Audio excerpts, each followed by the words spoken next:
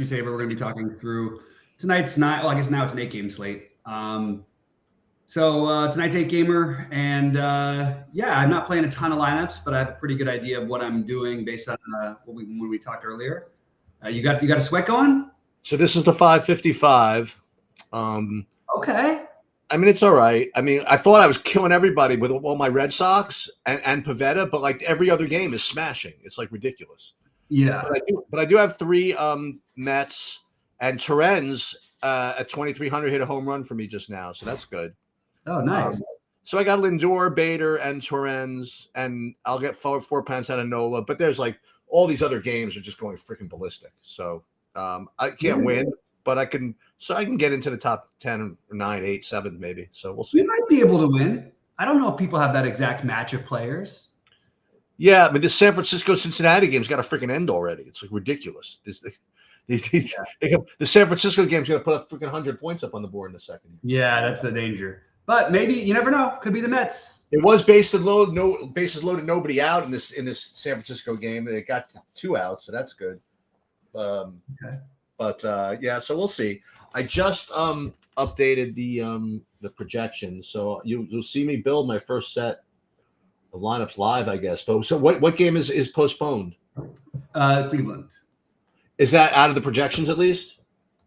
I don't know. I mean, like when was it postponed? A while ago, but I don't. Oh, good. Okay, good. It's not. Let's see. I think it's out. Let me just see here.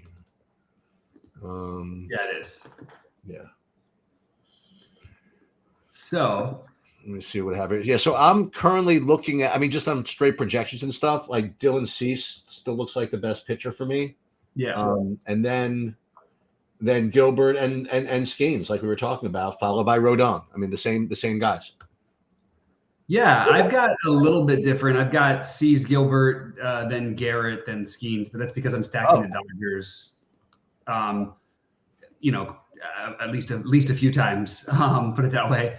And then I've got Barrios, and I do have some Tyon and Rodon. I threw a tiny bit of Tyon because I have a ton of the White Sox. Yeah, what's going on with that game? Is that picking up ownership at least? I have to. Yeah. Okay. Yeah. The Cubs are going to be the most popular team along with Seattle. I didn't get to any Seattle just because of the ownership, and I still like the Cubs, so the Cubs I'm using, my normal thing. Use them as the filler, especially for your low on Dodger stacks and things like that, if you're able to. And the Dodgers are going to be, I think, very, very, very unowned. People are just so in love with Skeens, and I understand it. But again, it's a rookie hard-throwing right-hander against a team that's the best profile to hit this guy of anybody. Unfortunately, there is a little wind blowing in from right field, so I played a little more of the righties and the lefties. But I also think that Skeens is I'm guessing Skeens has got to be second on the K expectancy today behind C's. Yeah, he is. That's sort of when was the last time that like anybody facing the Dodgers had the highest K pro? It's like I guess they've won Strider before. I mean, whatever. But. Yeah, and this year the Dodgers strike out more than they have in the past. They're like average in terms of strikeouts in the Major League, but that's because like Ohtani strikes out a ton. Okay. So it changed their lineup changed a little bit, and then they've got some other the bottom of their order has just been terrible. So they have some strikeouts more than they did before. But I'll just jump into what I've got as far as stacks goes, and then we can look at your stuff. I have the Texas as number 1, and it's really like it's an ownership game to some extent. You get an unknown Texas team, an unknown Dodgers. It's really hard for me just to fade that on what has become a smaller slate. I think you can make an argument certainly for Baltimore against Barrios too, but when all the ownerships are going to go one direction towards the Cubs in Seattle, I just am finding other pivots off of Seattle, and my other pivot was mostly for like not necessarily full stacks, but I have a 4-4 with them. I have a couple 3-mans and a bunch of 2-mans of the White Sox who are getting the same weather benefit, and they're very, very cheap. So first SaberSim, remember before I applied the contest sims and stuff, 94% White Sox and 44% Cubs. Yeah, there you go. Yeah. I like that. I like the heavy White Sox thing, though. I mean, look, if you could always just cut it off, and if you don't like it, move to the next slate. But Like they have the same opportunity here, and it's good hitting weather and out there. And I think that it's a very reasonable play, especially with where their ownership, I mean, where their prices are. They're so cheap that if you are wanting to play like a Texas who's expensive or a Dodgers who are expensive, they sort of make sense, or the Yankees who are expensive. They make a lot of sense as the fillers. And it's interesting that the Yankees, I thought the Yankees were going to end up being more popular than they are. So that they didn't make my initial things. I still had a little bit of a hard time getting them, and it was partly pricing wise and maybe just not playing enough lineups. Yeah. But I think the Yankees are extremely viable against Paddock here. Paddock historically, for what it was worth, used to be much better against much better against lefties than righties, because he would throw this changeup when he was out in San Diego that was just really hard for the lefties to see. Nowadays, he's just been a little bit better overall than he was back then. So I don't really know. I don't have a strong take on it, but I think it's fine to play the righties for the Yankees. And if it, I think that's the next place I probably would have gone outside of my Dodgers and Texas and White Sox stuff, along with, again, Cubs and White Sox are my fillers. Cubs with the teams that are more popular, I'm using as the teams that are less popular, I'm using as fillers. White Sox are the teams that are more popular, I'm using as fillers. And I think that works out pretty well.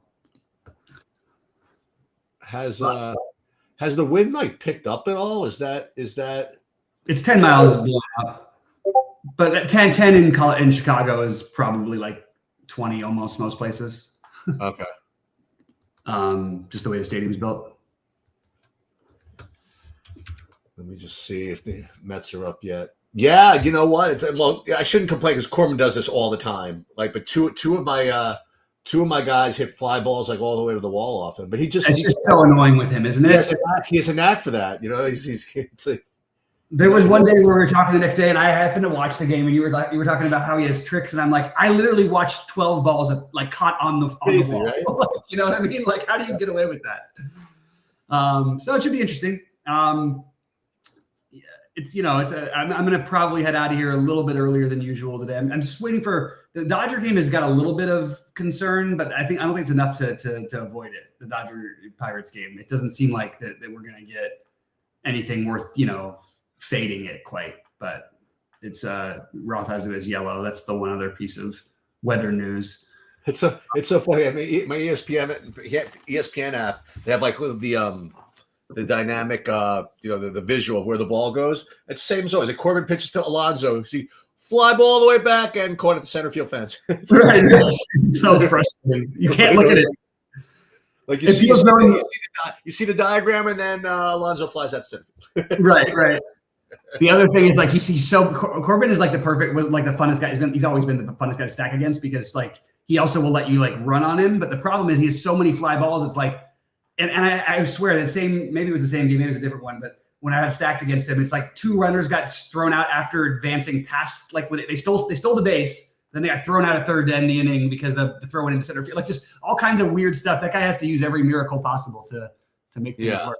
You've got more of a chance than you. Well, I guess in baseball you always have more of a chance, Yeah, but it's. I mean, those Mets though, I don't think you're running into other people with the Mets. But I have the 8-9-1. I mean, it's not even. It's the 7-9-1. I got that. They got just like everybody else does. That's right. Bader, Lindor, and Torrens. And Lindor's 30% owned, but I don't think many of these guys have him. This guy's got nothing but Reds, San Francisco. He luck sacked that one. Okay, so he's got that.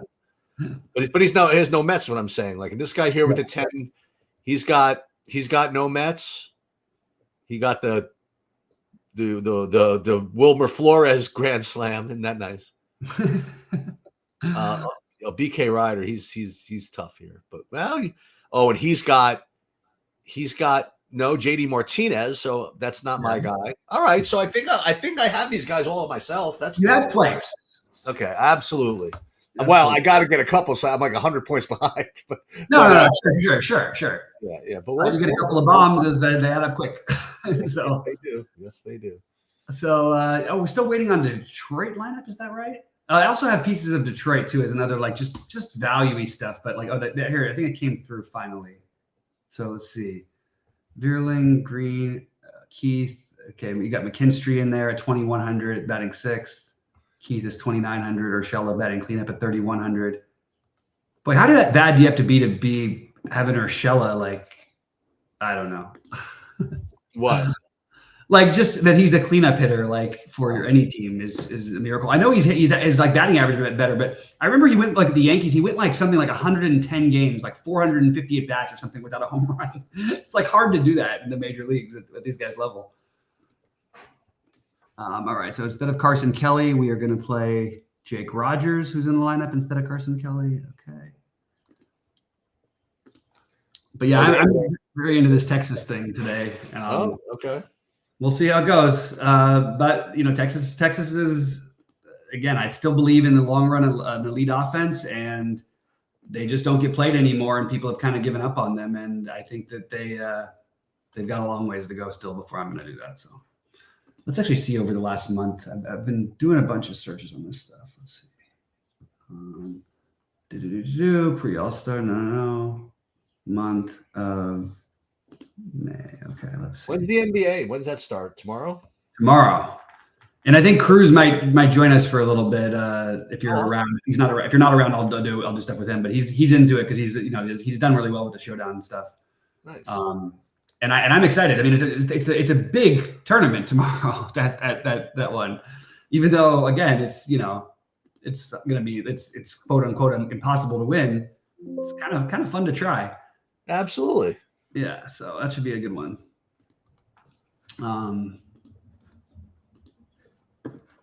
Let's see. So you don't like Gilbert as much as you thought, right? Or who's the one that you went down on? What pitcher? No, I have a lot of Gilbert. Gilbert and Cease are my highest owned. I'm lower than the field on Skeens. I'm lower than the field on Rodon. I'm above the field on Garrett, and lower than the field on Berrios. And basically not playing anybody else except for a little bit of Tyon. And we've got, let me just see real quickly. Yeah, okay. So I'm just making sure all my lineups don't have anybody not there because I'm leaving after this to go say goodbye to my dad. And he's there with you, whatever. So my cousin's getting. I said I can't do that this year. It's just too much of a thing. So he's getting married. They're getting married in Paris, and they have this like huge destination wedding. And like literally, like all of our family except for my grandfather who can't travel. And then a few other people stayed home. But there's like 100 of them, and they all went on separate side trips all over the place. And I'm like, I'm in serious FOMO. Every time I look at a picture from Capri or something, I'm just like, come on, guys. And it's just like different groups of friends. And and then here's another one from Amsterdam. And everybody's just doing the summer Europe thing, and it looks like a blast. So I'm gonna say goodbye. He's gonna go meet them. So my friend Jack, he posted that he ate at some really nice place in Santa Barbara. So I guess before I pull up the Facebook post, do you want to? I mean, you think it's you think a lot of great restaurants up here, so I can take some stabs, but I need more. Like, is it a steak place? Is it a? I don't know. I'm going to pull it up in a second. Hold on, I'm going to pull it up. I can answer it if I know the type. Okay, all right. I think. So Santa Barbara is ubiquitous enough that you can't just like say, oh, he's in Santa Barbara. It's one of two places. Like no. It used to be like that a little bit when I was younger. In the last like 20 years or 15 years or whatever, it's just, I mean, it's overflowing with new hot restaurants. Oh, really? Like, it's like it become like it's just a spot, Okay, here we go. Let's. I'm gonna give you like little keywords along the way. Let's see. All right. Let me pull up here. No, it says Jack Lettenberg is eating dinner with at X restaurant and bar. That might be a help. Lucky's? No, it says. Well, first of all, it's 11 days of R&R incoming in Santa Barbara and Santa Monica. So there's a nice picture.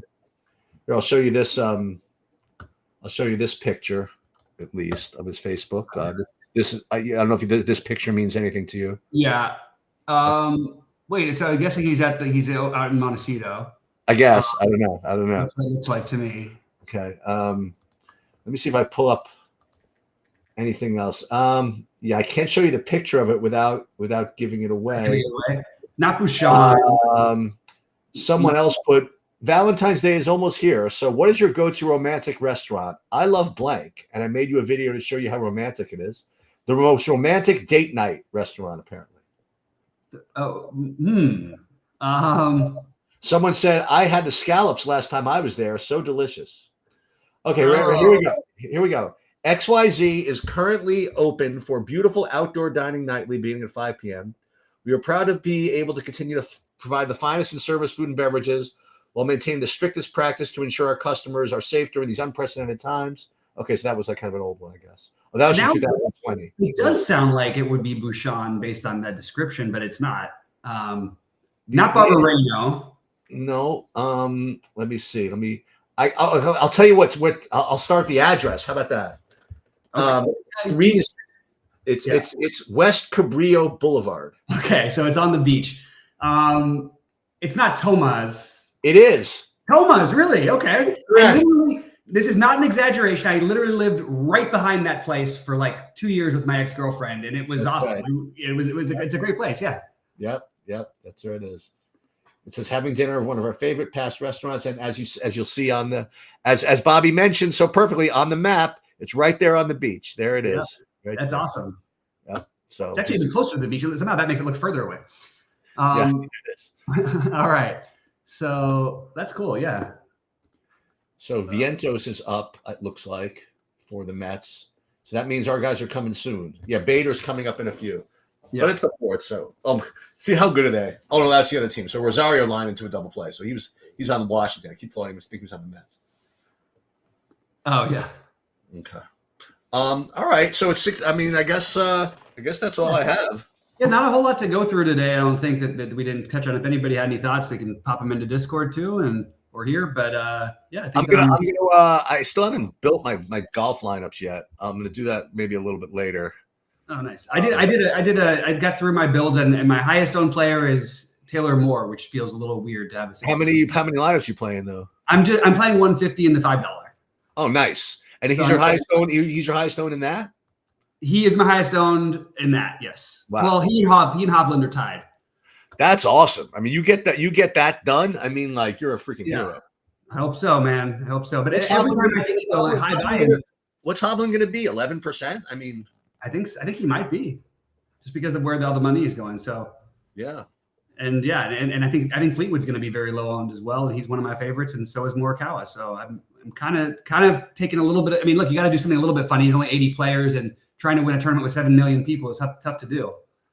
I will say this: that if I actually get into the top 10 on a day where I faded a game that scores 20 runs, like I'm going to be very happy about that. That's always the best.